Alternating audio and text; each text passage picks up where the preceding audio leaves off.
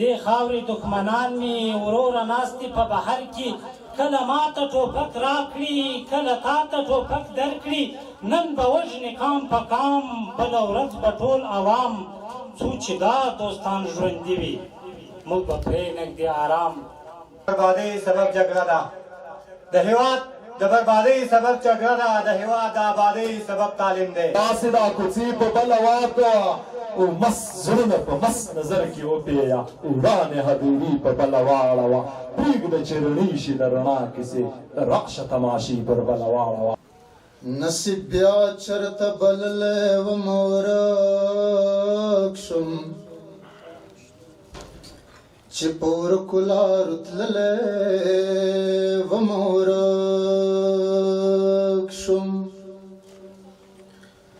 اشنا سترګو پکې هم ځان ناشنا کړو د چاکلی ته ورغلی وم ورک شم نازولی ژوند ته مه خوښېږه جار دی ځکه زه هم نازولی وم ورک شم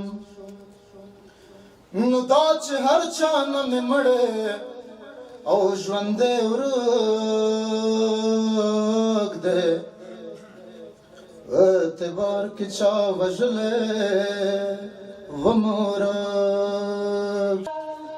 دا حق ته تعلیم ولې نه لرم دا راته وایم په دې غلط منطق او دلیلو دې غاړې بندي زما د ژوند په ټولو ارمانو دې غاړې بندي زما د ژوند په ټولو ارمانو دې غاړې بندي نو ستا په مخ دې خدای کړي د جنت دروازې بندي زموږ د ښوونځي په دروازو دې غاړې بندي زما په ټولو پاتې ارمانو دې غاړې بندي د خوشحالۍ ځای ده د افتخار ځای ده چې زموږ هغه ځوانان زموږ هغه کدرونه